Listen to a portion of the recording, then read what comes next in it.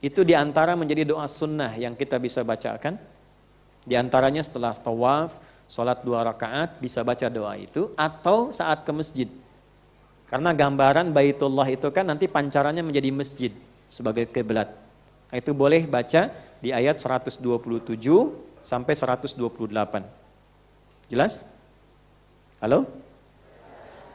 Rabbana taqabbal minna innaka antas sami'ul alim. Jadi kalau udah sholat kita minta, ya Allah semoga amal kita diterima.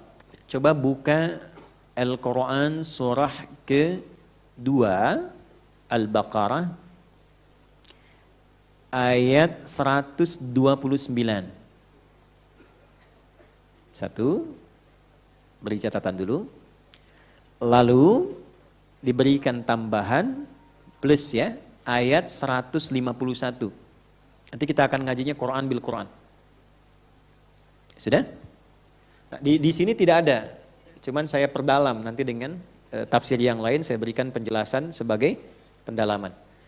Di situ ada doanya Nabi Ibrahim dan Nabi Ismail alaihimassalam ketika keduanya tuntas mengerjakan perintah Allah untuk meninggikan bangunan Ka'bah. Karena ini pernah saya singgung beberapa kali, jadi saya tidak jelaskan kembali tentang kisah ini. Secara singkat saja, ketika tugasnya sudah selesai dikerjakan dan tegak kembali bangunan Ka'bah, ini ilustrasinya. Maka keduanya alaihimassalam berdoa di samping Ka'bah itu. Nanti doanya diurut ayat 127, 128, dan 129. Nanti ayat 127 dan 128 itu diantara menjadi doa sunnah yang kita bisa bacakan. Diantaranya setelah tawaf, sholat 2 rakaat bisa baca doa itu, atau saat ke masjid. Karena gambaran Baitullah itu kan nanti pancarannya menjadi masjid sebagai kiblat. Itu boleh baca di ayat 127 sampai 128. Jelas? Halo? Rabbana taqabbal minna innaka antas sami'ul alim. Jadi kalau udah sholat kita minta, ya Allah semoga amal kita diterima. Kan belum tentu tuh, tahu dari mana amal kita diterima. Karena itu ba'da sholat kita baca itu. Nah, saya seringkali membiasakan kalau sudah mengaji, ngajar apa, suka baca itu, supaya bermohon kepada Allah setidaknya ada bagian yang diterima. Nanti yang kedua, itu untuk menguatkan diri kita dan keluarga supaya dijaga keimanannya. Waj'alna muslimaini, ya Rabbana waj'alna muslimaini laka wa min dzurriyyatina. Ya Allah, mohon jaga keislaman kami dan seluruh anak cucu keluarga. Kan? Muslimaini laka wa min dzurriyyatina, ya. Kemudian terusnya apa?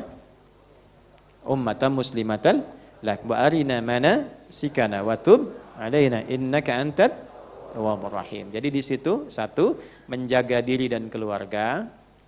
Yang kedua, ditunjukkan oleh Allah cara belajar agama dan berkehidupan yang benar. Yang ketiga, kalau salah dibimbing untuk balik lagi ke jalan yang benar. Kayak kalau ada masalah di rumah tangga, salah ucap, ke masjid, sholat, minta supaya dibimbing lagi. Di kantor ada yang salah, rezekinya nggak bagus, sehingga berpengaruh pada kehidupan rumah tangga, ke masjid, sholat, minta sama Allah, baca, dibimbing lagi. Orang yang terbiasa zikirnya dengan itu akan dijaga dalam hidupnya supaya tidak mengalami hal-hal yang tadi kita urai. Nah selanjutnya yang ayat 129, ini doanya. Rabbana wab'ath fihim rasulan minhum. Ya Allah, mohon utus seorang rasul yang istimewa, yang lahirnya di kalangan penduduk, nanti yang hidup di tempat yang istimewa ini. Karena Rasul Agung ini, Rasul Mulia ini istimewa, keduanya bermohon supaya lahirnya pun dekat tempat yang paling istimewa. Dan tiada lain, tiada bukan, yang terlahir adalah Nabi Muhammad sallallahu alaihi wasallam. Dan dimohonkan membawa 4 tugas. 1, yatlu alaihim ayatika, menyampaikan ayat. Ini wahyunya berupa ayat. Dan dikabulkan, karena itu semua isi Al-Quran disebut ayat.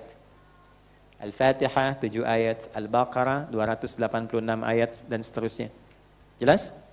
Terus, wa yu'allimuhumul kitab, dan mengajarkan ini secara terperinci, teratur menjadi kurikulum hidup. Ya, menjadi kurikulum hidup. Karena kitab itu artinya sesuatu yang tersusun dengan rapi, sempurna, dan tuntas. Disebut kitab. Makanya buku yang bagus disebut kitab, buku yang sudah jadi. Ada pengantarnya, daftar isinya sampai ujungnya, dan sempurna susunannya, terus terukur. Al-Quran kenapa disebut dengan Alkitab? Karena memang urutannya sempurna, tidak ada celaknya dari awal sampai akhirnya. Nah, tuntunan Nabi itu sempurna, jadi nggak perlu ditambah, nggak perlu dikurangi. Al-yauma akmaltu lakum dinakum wa atmamtu alaikum ni'mati wa raditu lakumul Islam Madinah. Nah, yang dibawa oleh Nabi itu sempurna, tinggal kita pelajari yang sempurna itu. Bagaimana turunannya, memahaminya, mengamalkannya. Nah, itu poin-poinnya. Jadi kalau salat subuh itu 2 rakaat sempurna, tinggal jalani aja. Gak usah terlampau soleh pengen nambah 3 misalnya, ya kan? Atau kreativitas yang lainnya. Tinggal cara menjalaninya gimana, kalau yang kunut dalilnya apa, kalau yang tidak kunut bagaimana caranya, supaya nanti jangan sampai imamnya kunut di belakang bilang bid'ah. Atau imamnya tidak kunut di belakang sujud sahwi kan? Nah, itu dipelajari poinnya supaya kesempurnaan itu terasa dengan baik saat mengamalkannya. Itu maksudnya. Nah, turunan-turunan selanjutnya di sini nanti ada yu'allimuhumul kitab, di sini disampaikan lewat hadis, jalan hidupnya disebut dengan sunnah. Jadi kalau hadis itu kurang lebih begini perbedaannya. Ma usnida aw thabata 'anil nabiy sallallahu alaihi wasallam min qaulin aw fi'lin aw taqririn aw sifatin khulqiyatin aw khilqiyatin, kan? Semua yang disandarkan kepada Nabi, baik perkataan, perbuatan, ataupun ketetapan, atau sifat dan sikap yang sempurna dari perilakunya. Itu hadis. Lawan dari qadim. Kalau Al-Quran sifatnya qadim, kan? Kemudian kalau hadis itu sesuatu yang baru. Quran qadim. Karena itu Quran bukan makhluk. Jelas? Baik. Nah, kemudian kalau di antara apa yang disampaikan Nabi ini, Nabi praktekkan menjadi jalan hidup yang beliau pilih. Nah, itu sunnah namanya. Ya, dari akar sesuatu yang diikutin. Jadi ada tapak kita ikutin, nah itu sunnah namanya. Jelas? Baik, tapak itu membekas, ada jejaknya, ada asarnya. Makanya yang terambil dari bekas ini disebut dengan ma'thur. Pernah dengar zikir ma'thurat? Ma'thurat itu maksudnya yang disusun jejak-jejak dari kenabian zikirnya ini, disusun menjadi topik-topik, jadi subtopik. Itu poinnya yang ingin saya pahamkan. Jadi nggak semua yang Nabi sampaikan itu, Nabi praktekkan juga dalam hidupnya. Tidak semuanya, nanti kita bisa rinci. Nah, nanti ada yang memang jalan hidup Nabi khusus buat Nabi, ada yang memang kita bisa ikuti yang terbuka untuk kita semua. Contoh yang khusus buat Nabi, tahajud itu wajib bagi Nabi.